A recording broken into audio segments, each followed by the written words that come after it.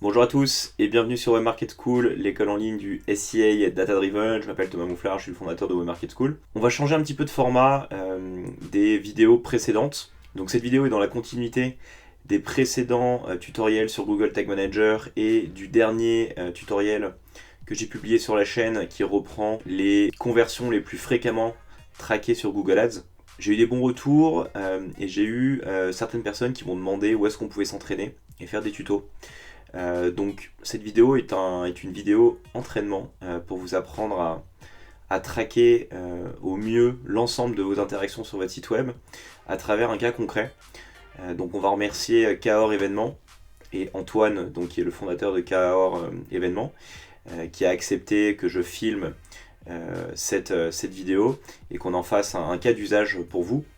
L'objectif, ça va être de corriger les problèmes qu'Antoine rencontre sur son site actuellement dans sa collecte de données, vous montrer comment est-ce qu'on débug un site et comment est-ce qu'on améliore le tracking, et évidemment vous donner encore une fois du contenu vous permettant de progresser sur la partie analytics, puisque je le répète, pour réussir sur Google Ads, si vous n'avez pas un tracking irréprochable et un suivi de vos conversions et de vos données qui est parfait, eh bien ça va être très difficile pour vous d'avoir la meilleure stratégie d'acquisition possible sur le long terme.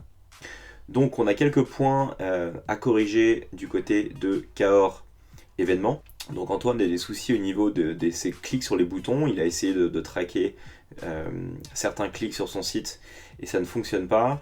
Il souhaite pouvoir mettre en place un suivi des taux de scroll sur l'ensemble de ses pages. Vérifier que son suivi n'est pas traqué en double ou qu'il n'y a pas deux fois le code GTM ou le code GA qui se déclenche sur ses pages. Donc on va reprendre ça un petit peu dans l'ordre. Déjà, on va venir essayer de corriger les clics sur les boutons. Donc on a deux choses. Ici, l'objectif, c'est de traquer les personnes qui viennent cliquer sur DJ Mariage. Et ici, qui cliquent sur Objectif 2021, puisque ça redirige ensuite vers un lien avec Calendly sur lequel on peut prendre un rendez-vous avec Antoine, si jamais vous avez besoin d'un DJ sur Cahors, et donc dans la région du Lot. Donc, ce qui se passe, c'est que Antoine a déjà fait en fait des balises qui sont censées traquer ses clics, mais on voit que lorsqu'on clique en fait sur notre bouton, on voit qu'il se passe rien, ça ne se déclenche pas, d'accord. Idem pour le clic sur DJ Mariage juste ici, lorsqu'on clique dessus, la balise ne se déclenche pas. Donc il y a des erreurs dans la collecte de données. Donc on va venir voir ce qu'a fait Antoine dans GTM, que vous compreniez un peu comment est-ce qu'on débug des tags. Donc, ici, on a les deux clics qu'on va chercher à corriger. Déjà, on va regarder un peu la manière dont les déclencheurs ont été construits. Donc, c'est bien un clic sur le bouton, donc déjà, ça c'est bien. Et donc, on s'est basé sur une variable d'URL de clic. Et il faut que, donc, du coup, l'URL de clic contienne dj-mariage.fr. Alors, est-ce que c'est le cas? Donc, ça, il s'agit du clic pour le mariage. Donc, on va regarder. Hop. Donc on va venir cliquer encore à blanc sur, hop, c'est cette page là, sur le bouton, et on va voir ce qui se passe. Hop, donc je clique, ici on a une variable, enfin un event qui vient d'apparaître sur le clic en question. On va venir voir les différentes variables du clic, et on va regarder sur le clic URL ce qui apparaît. Donc on voit pour la variable clic URL, en fait la valeur est nulle, donc ici ça ne fonctionne pas. Prendre la variable de clic URL n'est pas judicieux du tout. Donc il faut qu'on prenne une autre variable. Donc on va regarder un peu ce qu'on a. On a le clic texte qui a l'air intéressant puisque ça a l'air d'être une valeur unique. Donc en fait, on va venir récupérer le clic texte, hop, et on va venir corriger donc la variable par clic texte. On va coller la valeur, on va mettre un filtre égal pour être certain qu'on n'ait pas d'erreur. Hop. Donc ça, normalement, le tag est corrigé. Donc toujours pour vérifier que ce qu'on a fait est valide, on rafraîchit la version de prévisualisation, on revient sur le site, on rafraîchit la page et on va refaire à blanc le test pour voir si cette fois-ci notre balise Google Analytics se déclenche. Tac. Donc on va cliquer sur DJ Mariage, hop, à blanc, et cette fois-ci c'est parfait, ça se déclenche une seule fois. Donc premier tag corrigé. Maintenant on va passer au deuxième qui est le clic sur objectif 2021. Donc là pareil, on va cliquer à blanc, hop. Donc là on a un outbound click, donc il va falloir prendre un déclencheur de clic, mais cette fois-ci seulement de clic sur un lien. Donc on voit que pour le lien Calendly, eh ben déjà on n'a pas le bon type de déclencheur, parce qu'on est sur un clic de lien.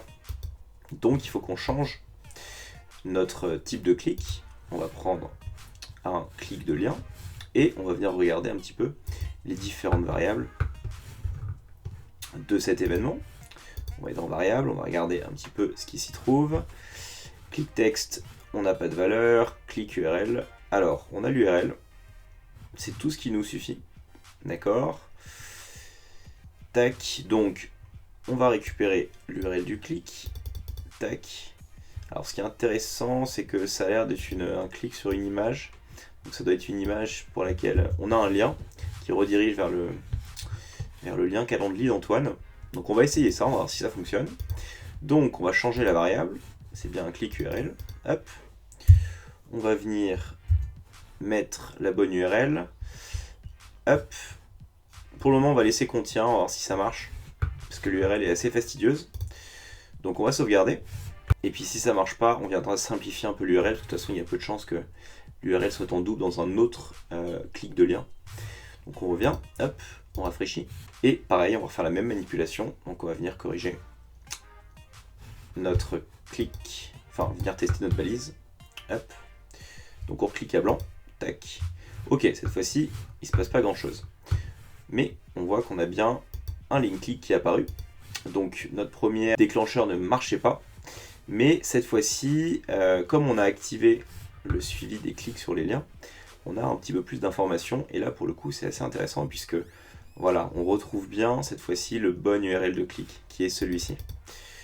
Donc en fait, on n'avait tout simplement pas le bon lien et c'est bien ce qui nous semblait.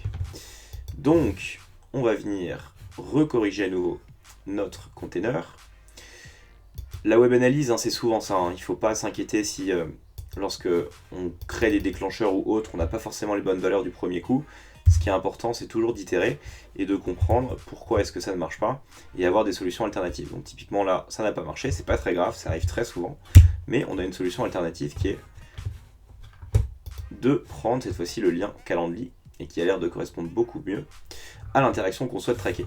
Donc on recommence, on rafraîchit. Tac, on revient sur le site d'Antoine. On va à nouveau rafraîchir. On va venir recliquer sur objectif 2021. Hop. Et on va voir ce qui se passe cette fois-ci. Voilà, cette fois-ci c'est passé. Nickel, ça s'est déclenché une seule fois. Donc notre déclencheur est bon. On a réussi.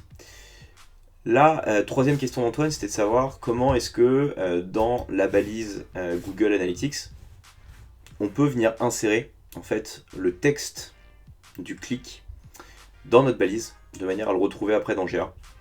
Donc là on va regarder un peu comment Antoine a construit ses balises GA. Donc c'est bien un événement, c'est parfait, donc c'est bien un clic, c'est bien le clic sur le bouton DJ mariage, et il a mis un libellé de renseignement. Il a pris ça à Google Analytics, donc tout va bien, pas de souci. Donc en fait, pour pouvoir faire ça, eh bien il faut, généralement on va le caler dans le label, on va enlever renseignement, on va venir prendre une variable qui reprend en fait le texte du clic et qui va venir l'insérer dans le libellé d'événement en question. Donc là il faut juste qu'on vienne chercher la variable clic texte qui est juste ici. Hop. Du coup à chaque fois qu'on va venir cliquer sur DJ mariage, ça va venir reprendre le texte du clic en question. On va voir ce qui se passe. Tac. En refaisant le test, donc on rafraîchit. On revient sur le site, on rafraîchit à nouveau la page. Donc là encore une fois, je vous donne des petites astuces pour améliorer votre collecte de données. Donc c'est très important de jouer avec les variables justement pour personnaliser notre collecte de données. Donc on va cliquer sur DJ mariage, à nouveau, hop. On va cette fois-ci cliquer sur notre balise et on va regarder un peu ce qui a été envoyé à GA. Donc on va regarder, hop. Donc on voit qu'effectivement on a bien notre action d'événement qui a été envoyée sur clic bouton DJ mariage, et on voit bien que le libellé a repris le texte du clic. Donc c'est parfait. Et ensuite on ira voir donc dans GA ce que ça donne au niveau des libellés finaux. On va laisser juste le temps que la donnée remonte un petit peu pour pouvoir valider ça dans GA. Donc on va compléter les autres points en attendant. Donc on va venir faire la même chose en fait pour la deuxième balise, hop, qui est cette fois-ci la balise Calendly. Donc on va regarder ce qu'Antoine avait mis dans sa balise. Cette fois-ci il n'est pas mis de libellé, donc on va refaire la même chose. On va venir récupérer la variable de clic, texte, et l'insérer dans notre libellé, et on va sauvegarder. Voilà. Donc ça c'est fait. Troisième point, c'est au niveau des scrolls ici. Donc on voit également que ce qui a été mis en place par Antoine, c'est de pouvoir scroller, avoir des données sur les taux de scroll de ces pages. Il nous parle de taux de rebond à 90%. Je pense qu'ici en fait il veut simplement traquer les taux de scroll à 90%. C'est bien l'idée. On le voit d'ailleurs, engagement, scroll 90% vue de la page. Donc ici on va venir cleaner un petit peu tout ça. Donc je vais venir supprimer les balises en question. On va pas pour le moment s'attarder au déclencheur, on regardera juste après ce qui a été fait. Mais je vais vous donner la bonne manière de faire pour traquer des scrolls. Là c'est un petit peu trop complexe qu'Antoine a voulu faire. Et on peut faire beaucoup plus simple. Et surtout, on peut traquer les taux de défilement de manière beaucoup plus scalable. On va regarder juste celle-ci. Donc, là, ce qu'on veut, c'est envoyer en fait à GA un événement de scroll. Hop. Tac. Et on va en fait scaler le process. Donc l'idée, c'est de l'avoir à la fois sur la home page, mais en fait sur toutes les pages. Donc, on va garder pour le moment l'engagement. L'idée, c'est de dire ensuite à Antoine, ok, tu vas avoir ton taux de scroll en fonction de l'URL sur laquelle l'utilisateur est. Donc là, en fait, on va pouvoir ensuite avoir l'URL de la page. Et ici, dans le libellé, on rentrera en fait le pourcentage de scroll. On va venir créer une variable qui permet de faire ça. Je vais vous montrer juste après comment ça se passe. Et ensuite, il va falloir créer notre déclencheur qui nous permet de récupérer notre taux de scroll au fur et à mesure qu'une page est scrollée. Donc on va regarder un peu le déclencheur d'Antoine, voir ce qui a été fait. Donc il a fait un scroll vertical, ça va, c'est des pourcentages. Par contre, voilà, il a mis, en fait, il voulait traquer apparemment simplement des pages sur lesquelles il y a un clic qui mène vers Caor. Donc en fait, tout ça n'a aucun sens malheureusement. Ce n'est pas péjoratif, Antoine, c'est simplement que tu as fait des erreurs. En fait, nous, on va garder évidemment ce taux scroll sur toutes les pages. Et ici, on va simplement venir indiquer à Google à quel moment il doit déclencher un événement. Donc on va mettre par exemple 30%, qui était ce que voulait Antoine. On va mettre ensuite 50%, 75%, 90% et 100%. Voilà. Hop, et 100%. De cette manière, en fait, à chaque fois qu'une page va être scrollée, ça va pas sauvegarder. À chaque fois qu'une page va être scrollée à 30%, 50%, 75%, 90% et 100%, eh bien, notre événement va être déclenché et on va envoyer une donnée de scroll à GA. Donc là, c'est plus un déclencheur à 30%, c'est bien un taux de défilement. Hop, sur toutes les pages. Hop. Et on sauvegarde. On va venir voir ce que ça donne dans GA déjà, et ensuite on va venir paramétrer via une variable le taux de scroll effectif sur chaque page et l'envoyer ensuite à GA. Donc on rafraîchit à nouveau. On revient sur la page DJ Mariage et on va voir un peu ce qui se passe maintenant suite à cette modification. Hop, voilà, cette fois-ci on n'a plus le scroll. Donc je vais vous afficher en grand la version de débogage. Je vais venir scroller au fur et à mesure la page et on va voir si ça se déclenche bien. Donc là on voit que ça s'est déclenché une fois, hop, probablement le 30%, voilà, deuxième fois ça doit être le 50%. Attention. Troisième fois le 75%, quatrième fois le 90% et 100%. On est arrivé au bout. Donc là on voit que notre scroll se déclenche bien au fur et à mesure, c'est parfait. Et maintenant, ce qu'il faut qu'on récupère, c'est à chaque fois qu'un event de scroll est envoyé dans la console, c'est qu'on vienne récupérer l'information en question de quel est le pourcentage de scroll. Donc, en fait on a une variable qui est automatiquement créée par GTM qui s'appelle scrollDepthThreshold. Donc elle apparaît en fait dans le data layer. On va regarder où est-ce qu'elle est. Elle est juste ici. ScrollThreshold 100%. Hop. Donc en fait c'est cette variable là qui envoie notre valeur de scroll au fur et à mesure à GA. Donc on va venir la copier et on va venir créer une variable dans GTM qui reprend à chaque fois le niveau de scroll de l'utilisateur. Donc on va aller dans variable,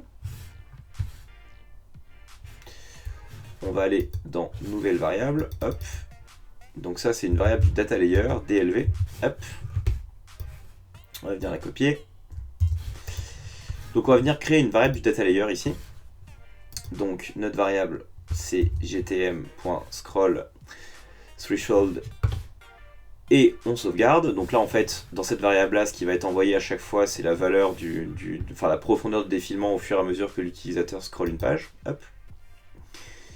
Vous allez voir un peu à quoi ça ressemble dans la démo et on va venir en fait à chaque fois l'insérer dans notre event de scroll. Donc, de cette manière on va venir le mettre dans le libellé, d'accord. Et l'objectif, ça va être de voir apparaître après dans GA, donc dans les libellés d'événements, eh bien, le taux de scroll à chaque fois de la page en question. Hop, on sauvegarde. On rafraîchit. Donc on va aller refaire un test pour s'assurer que tout se déclenche correctement. Hop. Et puis après, le temps de faire les autres exercices, on laissera le temps à GA de collecter la donnée, puis on ira voir après le rendu final dans GA. Donc, on était tout en bas, bon ça a tout déclenché cette fois-ci d'un coup, c'est pas très grave. L'idée c'est que vous voyez en fait ce qui s'est passé au niveau du taux de défilement. Tac. Donc juste ici. Donc là, on voit que dans le libellé, on envoie le taux de défilement cette fois-ci. Et on verra après dans GA ce que ça donne. Donc, le scroll c'est fait. Ensuite, il nous reste à valider deux questions, qui est comment est-ce que je m'assure que j'ai pas de doublons. Donc ça, je vous encourage à utiliser le plugin qui s'appelle Tag Assistant. J'ai une vidéo déjà sur la chaîne qui explique comment l'utiliser, comment l'installer. On va le faire rapidement, donc on va le mettre en marche sur notre site. On va rafraîchir et on va voir si on a des problèmes au niveau des tags et si tout a été bien positionné. Hop. On va regarder ce qui s'est passé. Donc on voit que tout est bon au niveau de GTM, GA, pareil. S'il y a eu des doublons de page ou si le tag ne se déclenchait pas, le petit icône tag assistant serait en jaune ou en rouge. Donc ici, il n'y a pas de souci. Donc tout est bien paramétré au niveau des tags de base. Ok, donc quelques minutes sont passées et on va regarder maintenant ce qui s'est passé au niveau du suivi des événements dans GA et voir ce que ça donne en termes de rendu final, toutes les modifications qu'on a faites. Donc on va dans événements, principaux événements. Donc souvenez-vous, on avait à la fois l'engagement pour le scroll et le clic avec le texte du clic. Donc on va aller dans clic, on va voir un peu ce qui s'est passé. Donc on avait notre clic sur le bouton DJ mariage et là normalement sur ce libellé d'événements, on doit reprendre le texte du clic qui a été cliqué en question. Donc ici c'était bien DJ mariage. Donc notre variable fonctionne, c'est parfait. Et ensuite, deuxième point, c'était sur le défilement, voir de manière précise pour chaque page quels sont les taux de défilement des utilisateurs. Donc c'était dans la partie engagement. Donc là ça va être un peu mixé parce qu'il y avait donc l'ancien scroll d'Antoine qui ne fonctionnait pas. Et nous, nos nouvelles données, donc ça va apparaître seulement sous forme d'URL juste ici. Donc en fait, comment est-ce qu'ensuite vous allez pouvoir voir par exemple pour une page précise combien de personnes scrollent votre page. Donc par exemple on va sur DJ mariage, hop, vous cliquez dessus. Et ici vous allez avoir, donc là le note 7 c'est normal parce que c'était au moment où on n'avait pas encore fait la variable. Mais à partir du moment où on a la variable, en fait vous avez tous les taux de défilement ici qui vont venir s'afficher. Et le pourcentage du temps que ça a été défilé. Donc là c'est pas encore bien ordonné parce qu'évidemment on a fait le tracking au fur et à mesure. Mais évidemment plus les données vont venir se collecter, plus en fait ça va être ordonné et le 100 va descendre en dessous du 90. Donc vous allez pouvoir voir par exemple donc là sur la page K événement DJ mariage, vous allez voir par exemple qu'il y a 2 utilisateurs. Alors il faut regarder les événements uniques. Hein. Donc là il n'y a que nous, mais vous avez par exemple 10 utilisateurs qui scrollent à 30%, ensuite il n'y en a plus que 5 qui vont à 50%, 3 qui vont à 75, 2 qui vont à 90 et un seul qui arrive à 100. Et donc ça, vous pouvez le faire sur toutes les pages via donc l'action d'événement qui se trouve juste ici. Voilà quelques techniques pratiques pour améliorer votre collecte de données grâce à GTM. Antoine, je pense avoir répondu à toutes tes questions et j'espère que ça te permettra d'avoir une meilleure collecte de données. De votre côté, si le format de la vidéo vous a plu, si vous aimez bien ces petits cas pratiques, n'hésitez pas à partager vos impressions en commentaire. Je n'hésiterai pas à en faire d'autres dans le futur. Si vous-même vous avez des cas pratiques sur lesquels vous souhaiteriez que je travaille donc sur la partie analytics ou la partie SEA, n'hésitez pas à m'envoyer un message directement sur le site web de Web Market School et puis on pourra faire ces petits cas d'études ensemble. Comme toujours, si la vidéo vous a plu, n'hésitez pas à la partager, liker, à vous abonner à la chaîne, ça participe au bon développement de cette dernière et je vous en remercie. Quant à moi, je vous souhaite une très bonne optimisation de vos campagnes Google Ads et de vos analyses de données. Et je vous dis à très vite pour la chaîne. Et je vous dis à très vite sur la chaîne. Au revoir à tous.